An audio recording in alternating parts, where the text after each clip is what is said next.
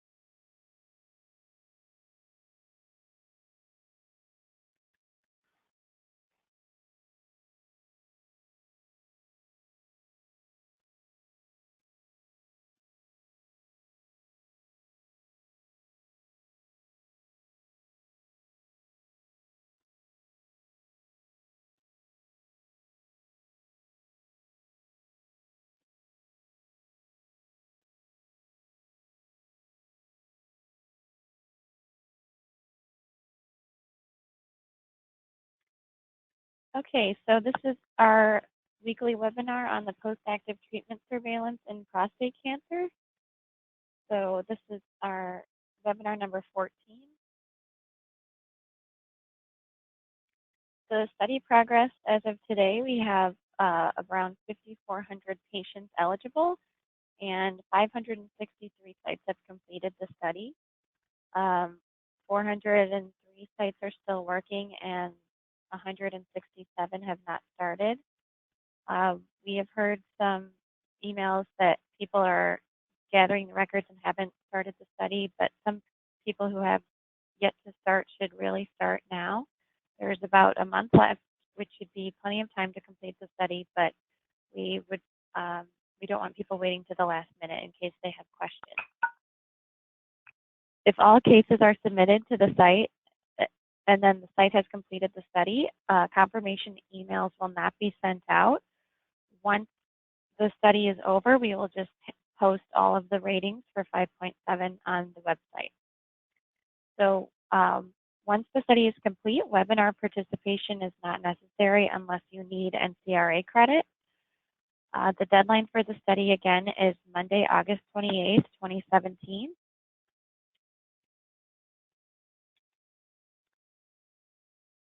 So for the purpose of the study is for patients who have received curative intent prostate cancer treatment to determine whether more frequent PSA testing leads to better survival or more harm for the patient. In order to answer this question, it's important to know every PSA test the patient had and to know exactly how frequently a patient is having PSA tests. And we want to know if the patient has had a recurrence.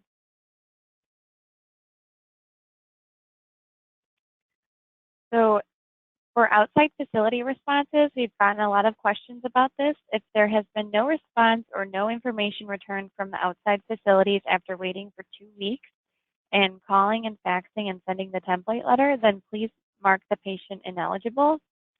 If the replacement patients are from the same practice, then please mark ineligible in order to save time.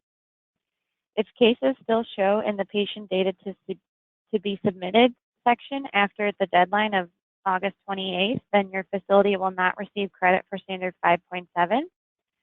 So we want to make sure that you have submitted all of your cases and they all show up in the bottom section for the submitted patient section. Sites that only submit ineligible patients can still receive credit for standard 5.7 for doing the work of determining eligibility.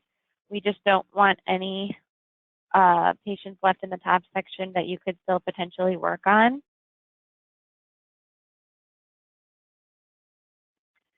So the last date of replacements will be Monday, August 21st, 2017. So we will not be replacing patients after that because you should have determined your patient's eligibility by then, since the study has been going on since April 17th. So we think that giving 1 week before the deadline is more than enough time to have the last replacement. So many questions relate to, is this patient eligible? So PCPs might have checked BSAs, biopsies, scans, and it would be important to enter all this information the PSA checked these items that are relative to the study. It's recommended to wait 2 weeks once the template letter is sent out and the office is called back to hear from the outside facility before marking the patient ineligible. The key question is, do you feel you are able to record all the PSAs a patient has had after the treatment? And 3 years is required for a patient to be eligible, but once they are eligible, we ask that you enter all the available data and stop at 8 years. So most of the questions we've received are about the 3 eligibility criteria. So you would need 3 consecutive years of medical record information or until distant recurrence or death, whichever is first. And for patients who receive primary radical prostatectomy, you would need the patient's urologist and primary care. And for patients who receive primary radiotherapy, the patient's radiation oncologist and urologist and primary care physician can be identified. And then there needs to be at least 1 PSA test result within 2 years after the end of the primary treatment. So if any eligibility question is answered no and is submitted, a new patient should automatically be added to the list once the page is refreshed. And so please wait 2 weeks to hear back. And if you haven't heard back, then please mark the patient ineligible. And the last day to replace the patient would be August 21st. If the patient does not have a PCP, then the patient is eligible. If you do not know if the patient has a PCP or if the patient has a PCP but you're not able to get the record, then this patient is not eligible. So a complete record for 3 years is needed for the patient to be eligible.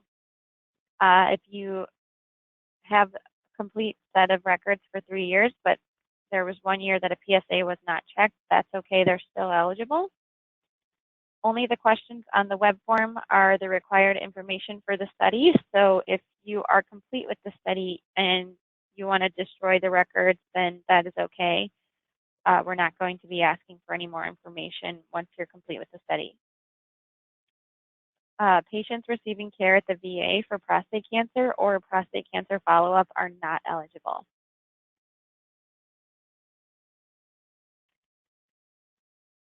So there's the common question, what if you have 3 years information, but then the patient moved out of state after 6 years? Is the patient still eligible? The patient is eligible with 3 years of records, and the 8 years is a stopping point, not an eligibility criteria. So for this example, please enter all the data, which is the 6 years that you have that is available. So we ask that you please enter PSAs until the time of distant recurrence or death, or until the end of the surveillance period, which is 8 years after the surveillance start date, and not at biochemical recurrence. And please round the results to the nearest 10. So, for example, a PSA of 1.2, you should enter 0, 1, 2, or 12. Both answers would be acceptable on the REV form. And if a patient has a result of less than 0.03 or less than some small number, please enter the result as 0 for the special study. If you have the result of 0.03, then you have the number, so that we would want that number to be calculated.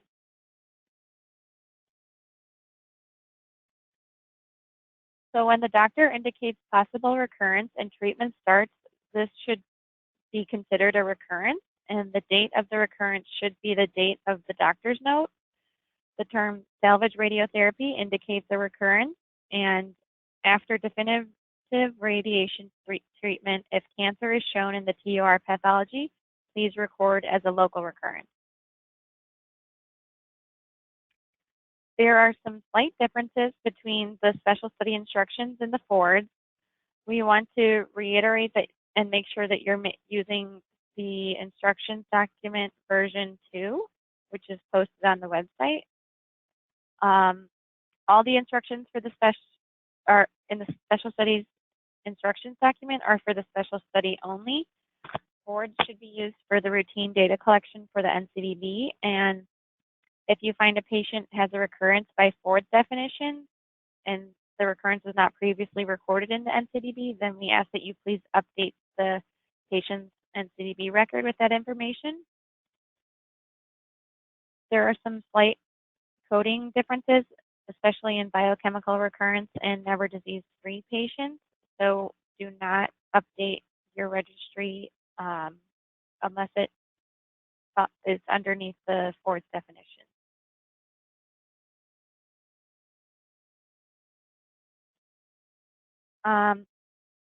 So if error messages appear when using the data links credentials when logging into the web form, please use a lowercase if there's a capital in the password. Once a case is submitted as ineligible, it will automatically be replaced and will not appear on the patient list. If you accidentally submit a case as ineligible and he was actually eligible, then please email us and we can reset that for you. The web form will not allow submission of incomplete information. So if changes need to be made to a submitted patient, or if you accidentally mark the patient ineligible, then just email specialstudy@fax.org and include the special study IDs and your FIN. So if errors pop up while saving information, please close the browser and try again.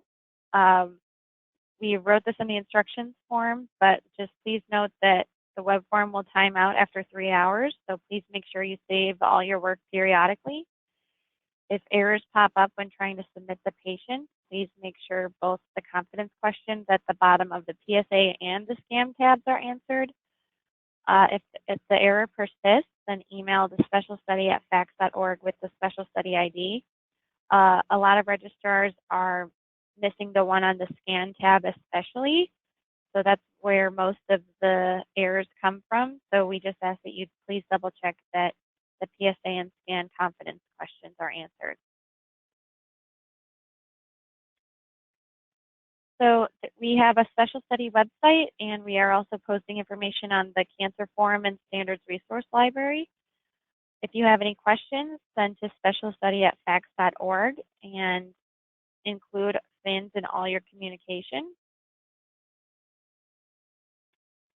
If you're still having email issues, we are using an outside server that is a blast email to all of the registrars in the COC. So if you haven't been receiving these emails, please send the following information to your IT department and ask them to put us on the whitelist.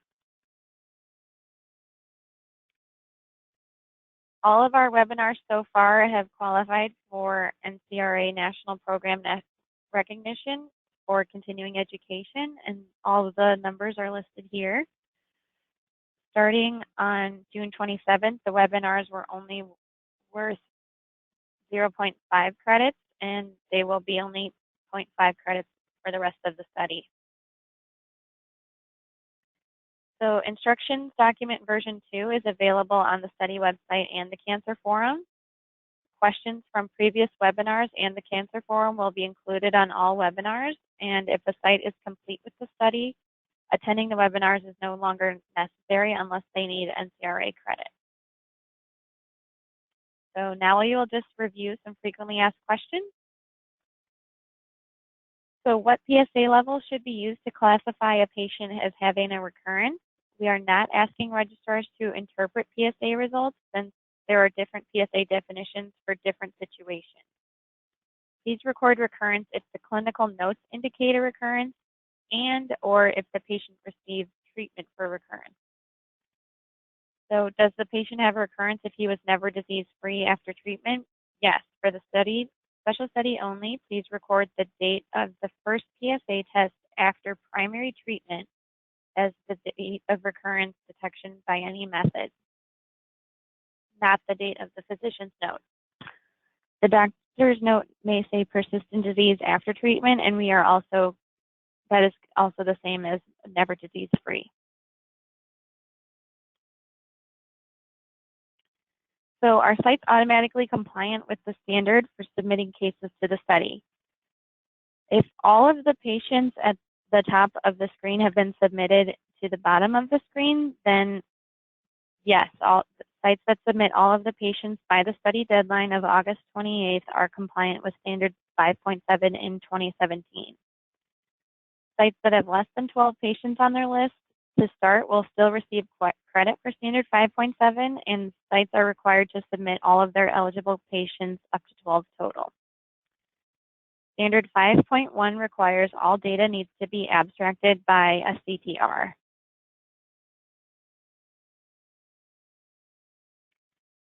So if the urologist and PCP are retired, please see if you can get their records. And if they have those providers, but the NPIs are unknown, then please enter the zeros options for no provider, 9s if they have the provider, but the NPI is completely unknown, or 7s if it's unknown whether they have this provider. These will not automatically populate like the NCDB tab.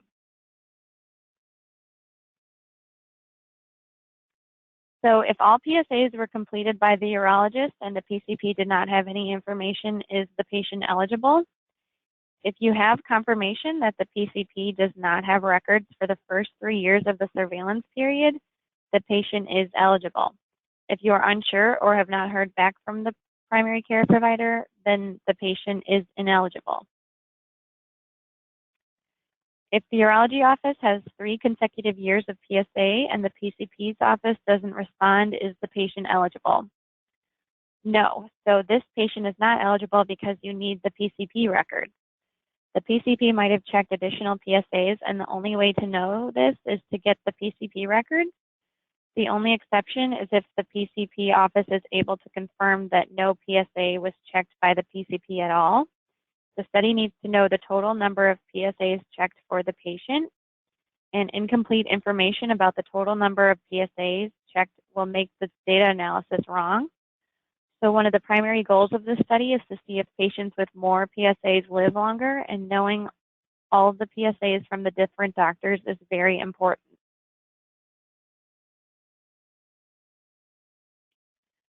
So we can go back to the NCRA tab if people missed that. And now we will answer the questions on today's webinar.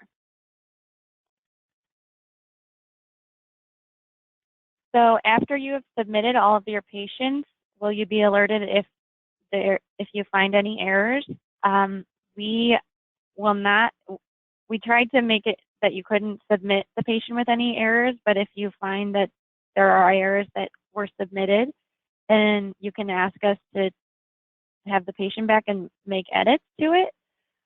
We will not be checking if any errors are made after you submit because we trust that when you submit the patients, they are submitted without errors.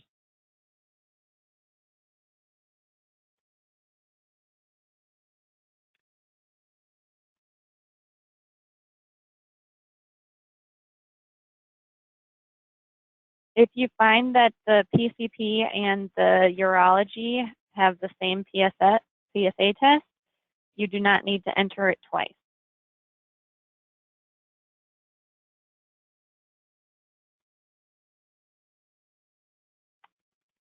We understand that many of you are working to get the records, so you are working on the study just behind the scenes, and we understand that, so thank you so much for all of your work on the study.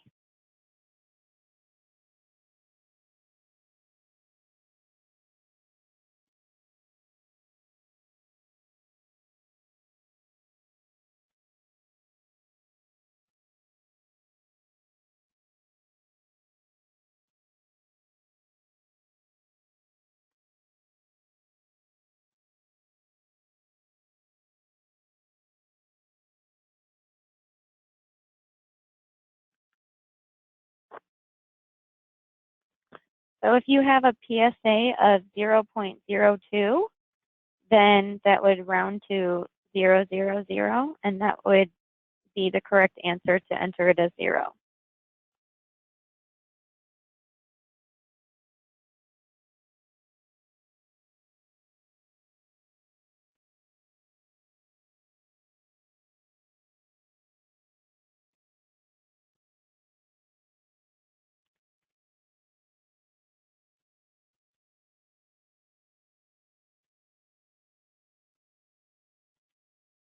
So the date that we will no longer give replacement cases for the patients that you mark ineligible is August 21st, which is 1 week before the study deadline.